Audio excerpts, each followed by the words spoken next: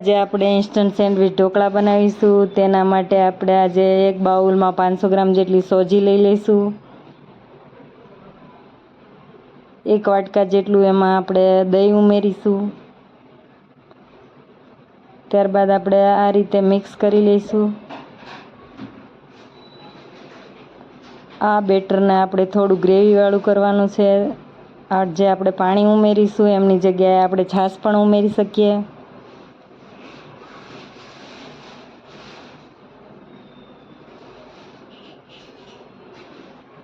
આ રીતનું આપણે બેટર બનાવવાનું છે। તો એમાં આજે આપણે સ્વાદ મુજબ મીઠું નાખીશું। જાળી પડે તેના માટે 1 ચમચી ખાંડ ઉમેરીશું।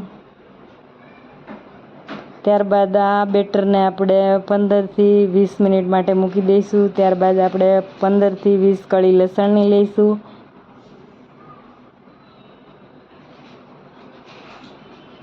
મરચું પાવડર લઈશું। આપણે ખાણીમાં આ રીતે લઈને એને ખાંડી લઈશું।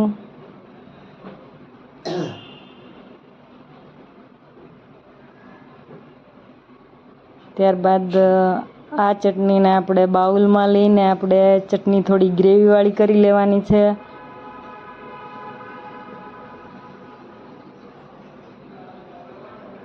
ગ્રેવી માટે આપણે થોડું પાણી ઉમેરીને આ રીતે આપણે એને થોડી ચમચીથી દબાવીને મિક્સ કરી લઈશું।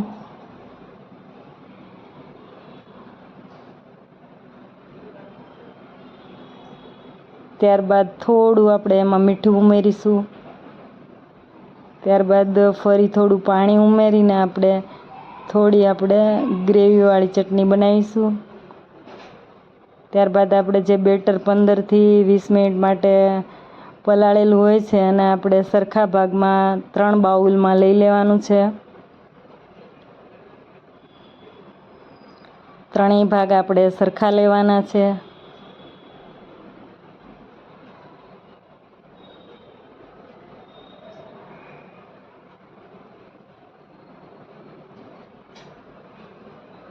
ત્યારબાદ આપણે સ્ટીમ કરવા માટે જે ઢોકળિયામાં થાળી હોય છે અને આ રીતે આપણે તેલ લગાવી દઈશું બધી જ સાઈડ। ત્યારબાદ એને ઢોકળિયામાં મૂકી દઈશું।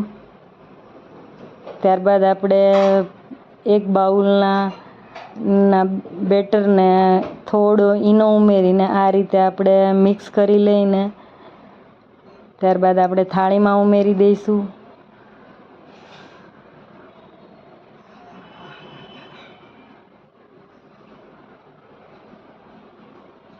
આ રીતે આપણે સરખી રીતે બધી જ સાઈડ ફેલાવી દેવાનું છે।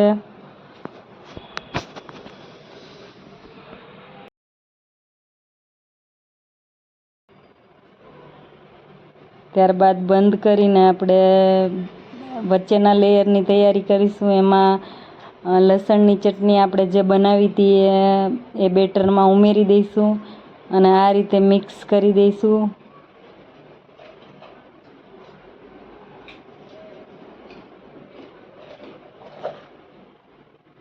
આ રીતે મિક્સ કરીશું આપણે। ત્યારબાદ ઈનો 1 ચમચી ઉમેરીને એના પર થોડું પાણી ઉમેરી આ રીતે મિક્સ કરી લઈશું। 6 મિનિટ થઈ ગયા છે। ત્યારબાદ આપણે ઢોકળિયું ખોલીને આપણે વચ્ચેના લેયરનું બેટર આપણે આ રીતે બધી જ સાઈડ ફેલાવી દઈશું।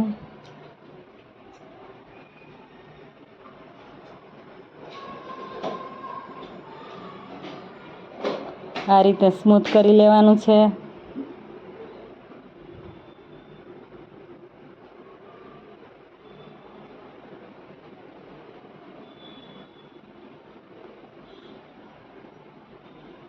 પાંચ થી 6 મિનિટ આપણે સ્ટીમ કરીશું। ત્યારબાદ આપણે ત્રીજું લેયર કરવા માટે બેટરમાં ઈનો ઉમેરીને થોડું પાણી ઉમેરીને આ રીતે મિક્સ કરી લઈશું।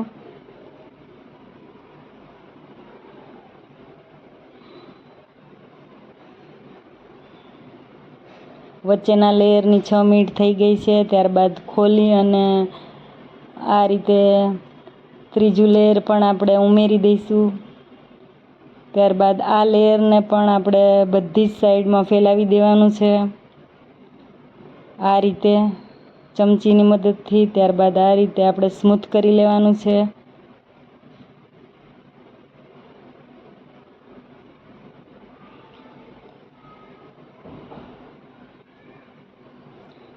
પાંચથી 7 મિનિટ માટે સ્ટીમ કરી લઈશું ત્રીજા લેયરને પણ. ત્યારબાદ 7 મિનિટ થઈ ગયા છે.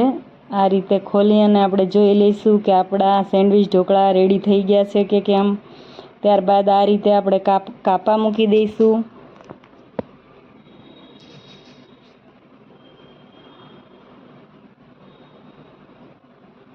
ત્યારબાદ એના વઘાર માટે આપણે એક પેનમાં તેલ મૂકીશું. તેલ ગરમ થાય એટલે રાઈ, જીરું,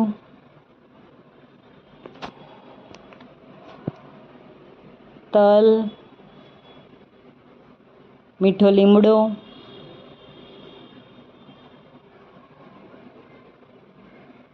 લીલા મરચાંના ટુકડા. ત્યારબાદ આપણે આ રીતે મિક્સ કરી લઈશું.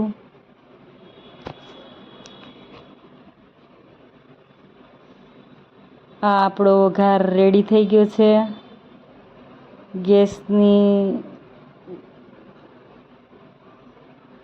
ગેસને આપણે થોડો ધીમો કરી અને વઘારને આપણે થાળીમાં બધો જ આ રીતે ફેલાવી દઈશું.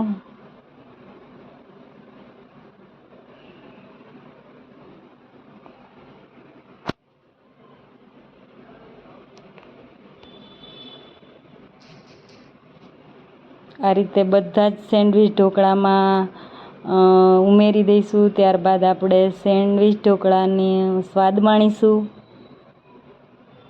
ખૂબ જ સરસ સેન્ડવિચ ઢોકળા બન્યા છે.